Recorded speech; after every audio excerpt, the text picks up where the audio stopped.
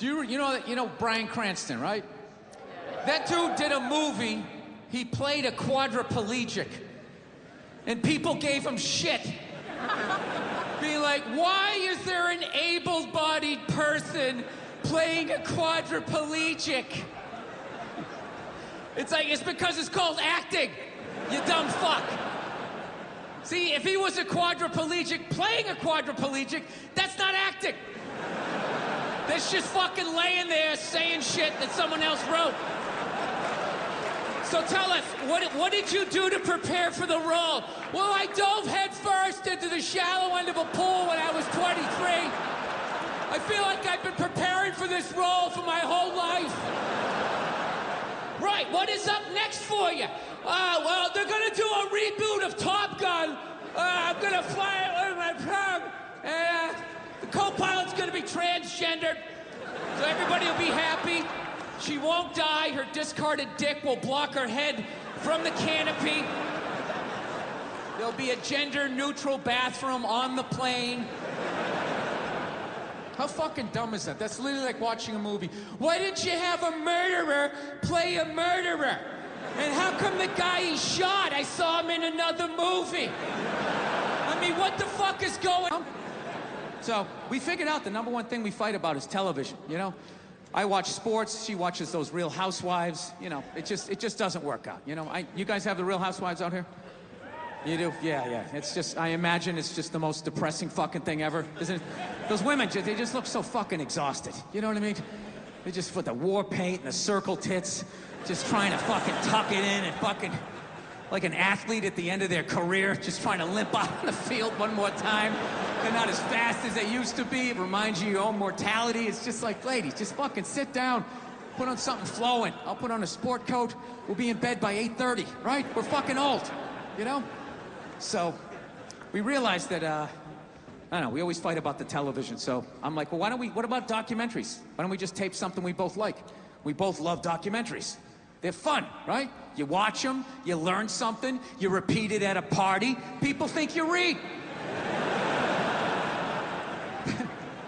So I tape, you know, first one I tape is on Elvis Presley, right? Now, I love Elvis, okay? He fascinates me. He's like the first rock star with the power of television. They just intersected, and he went to he ascended to this level of fame that no one had ever been to before. Hence, he made all the mistakes, because there was no one there to help him out, right? He got a piece of shit manager that stole from him. Bam!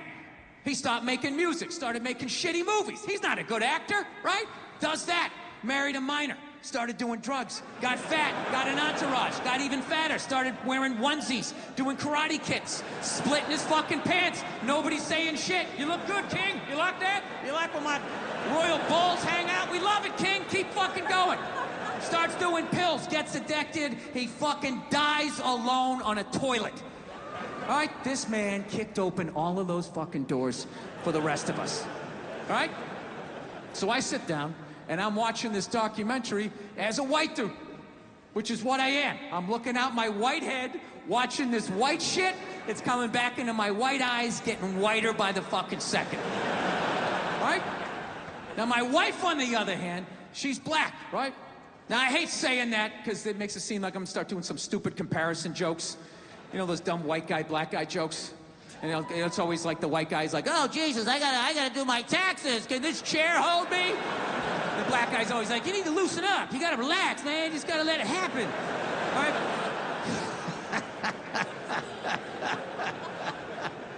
It's always the same stupid fucking joke. I hate those jokes, you know, because they're easy. And it's been my experience that it's just not true. You know, 15 years of being with her, there's really no difference, you know, because at the end of the day, it's a woman. All right? It's gonna be the same fights. I don't give a fuck who you're with. I'm not gonna lie to you. There might be more head movement and hand gestures with different races of women. Possibly an index finger jabbing at your forehead, whatever the fuck that is. But at the end of the day, it's the same fights. What's going on with us? Do you need to work on this? Why don't we communicate better, right? So she starts watching this shit as a black person, right?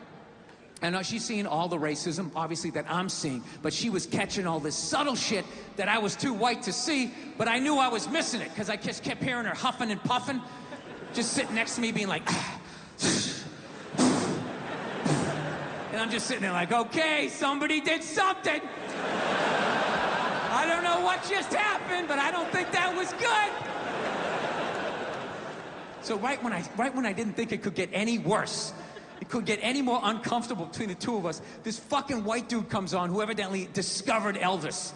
And he's like 190 years old, and he comes out, starts talking. He's just like, well, basically, I was looking for a white boy that could take the down and dirty, nasty blues and combine it with the pristine, angelic sounds of bluegrass.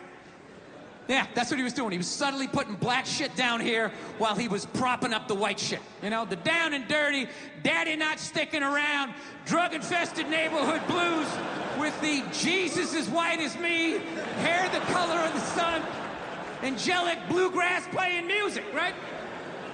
So at this point, my wife has like fucking steam coming out of her ears. So I make a judgment call. I just fucking shut it off, right? And she looks at me, she's like, why did you shut that off? Why did you shut it off? I was like, because you're about 3 minutes away from yelling at me like I produced this music. All right? Let's just forget it. We'll watch something else. She's like, no, why can't we just watch the rest of this and then discuss it afterwards? It's like, I don't fucking do that. I just want to watch a documentary. I don't want to have a fucking lecture because of these fucking assholes. I didn't do anything. I'm just sitting here watching TV. And not to mention, we're just gonna get into an argument. She's like, well, why would we get into an argument? I'm like, ugh. All right, you know why? Because not for nothing, there was some black people in there saying some shit that I didn't agree with, you know? I'm not huffing and puffing. Yeah, I said that. Like a fucking idiot. And she just looks at me, she's like what black people? Like what black people that said what? And at that point, it's like you started the luge, right? You can't get off the fucking sled. Now you gotta have the argument. I'm like, ah, fuck, here we go. Guess we're having this. And I'm like, all right, the black guy who brought up leg shaking, saying Elvis took leg shaking from us. It's like, really? Leg shaking? No, nobody thought to fucking do this? Black people came up with that? You telling me that? I'll even give you that. Let's say you came up with that, but where did that black dude learn how to do it? Didn't he watch some older black guy do it? But what, because he's the same color? He's not stealing, he's just carrying on the tradition. But if Elvis does it, oh, what the fuck? Now he's the biggest thief ever? That doesn't make any sense to me. She goes, no, you idiot, it's not about the leg shaking, okay? It's about, he appropriated a culture. He took all the music, he got all the money, got all the fame, he's called the king of it now, and he never gave a shit, not even a shout out. I was like, all right. You know,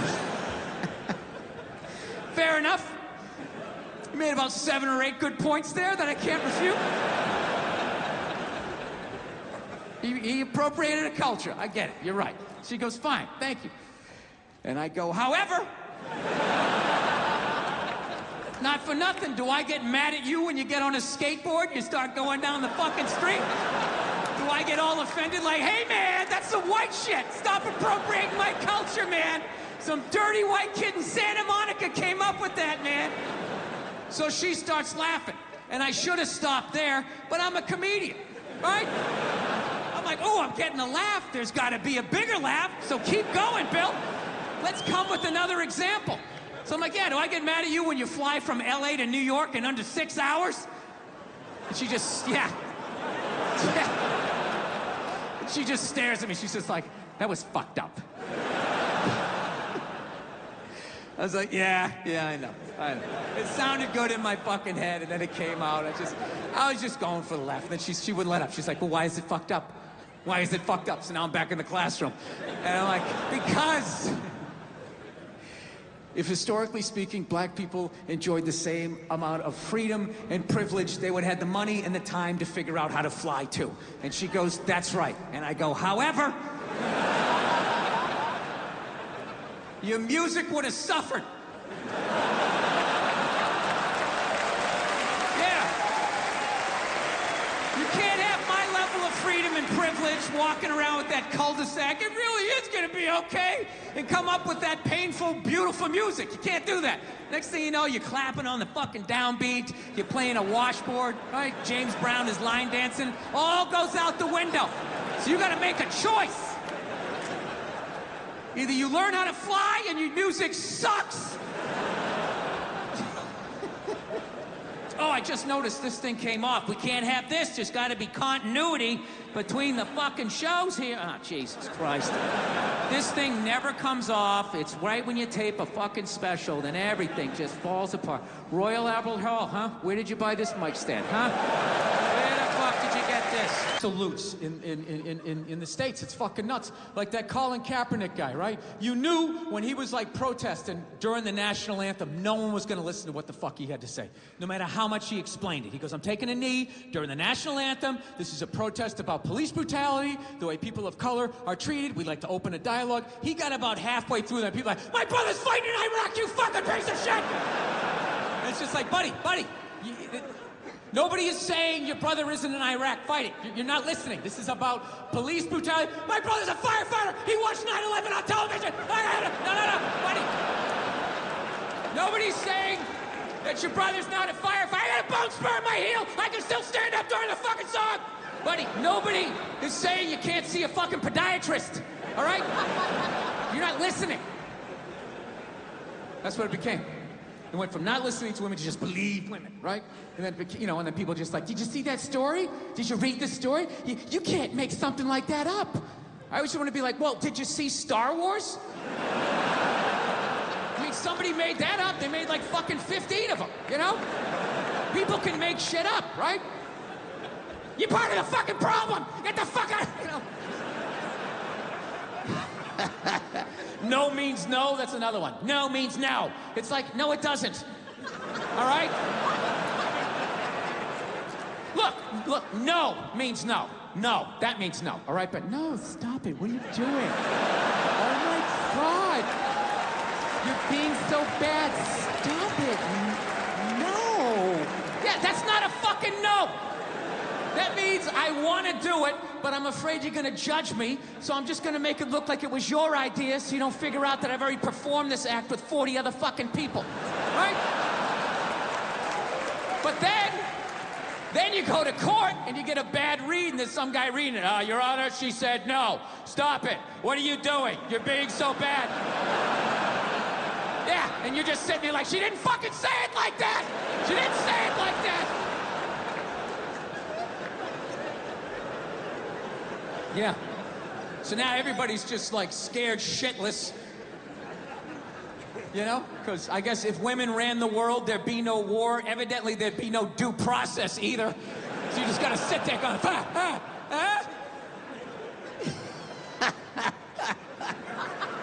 No, it's fucking nuts. People are so scared now. You have the male feminist. You know, I'm afraid of robots.